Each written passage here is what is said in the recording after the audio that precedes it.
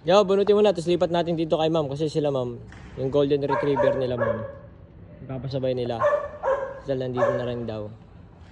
So, ang naging customer namin dito, si ma'am, nagpasabay, tapos nagpasabay. So, 3.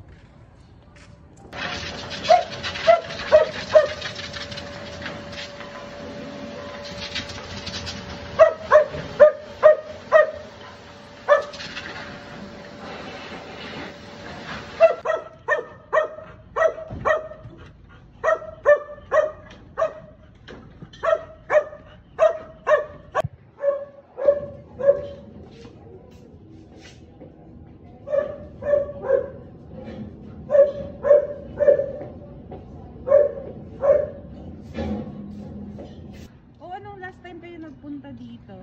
Last year yun eh. Oh, last year. Nakamotor lang kayo nun. Wala ito. Wala. Pero meron na rin nito nun, ma'am. Ha? Meron na rin kami nun. Bali, nagmotor lang kami. Sige, teka. Sige po, ma'am. Salamat po, ma'am. Eh.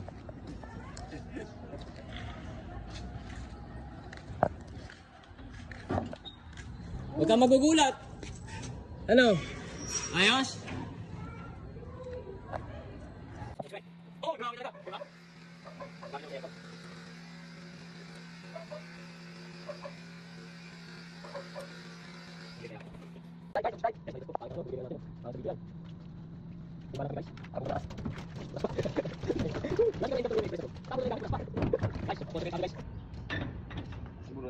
Yo, bunutin mo na, tapos lipat natin dito kay ma'am. Kasi sila ma'am, yung golden retriever nila ma'am, ipapasabay nila.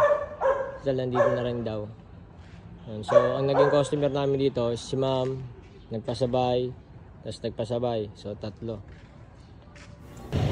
Tapos namin dun sa isa, kumain muna kami. Ngayon, pagtapos namin kumain, nabuta kami ng ulan. Wala kami dalang payong. Kaya nabasa kami ng ulan. Akala nga namin, hindi na magpapasabay si ma'am.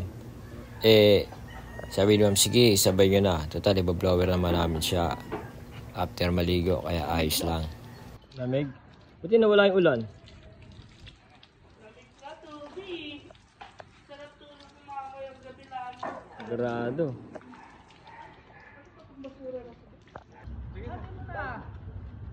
Bati mo, King. Buhati mo na yun.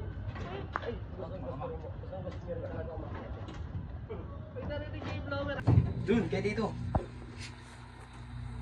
Video ba? Picture?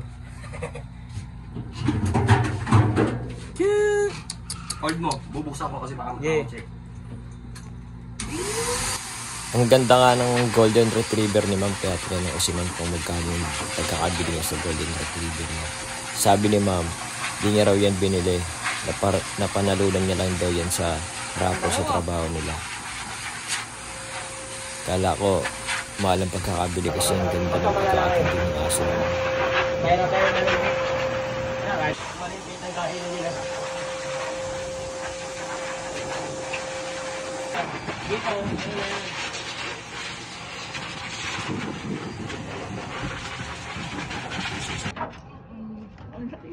Wala na, nilapag yan din.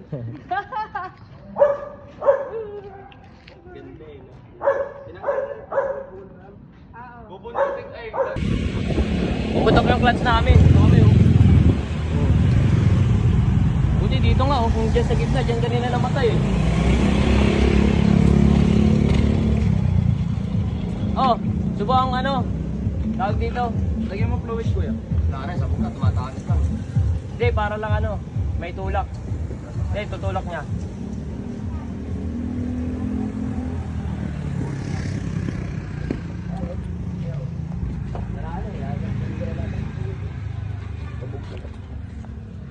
Kakainin lang din ito, mapupunta. Bakit nakakarga mo?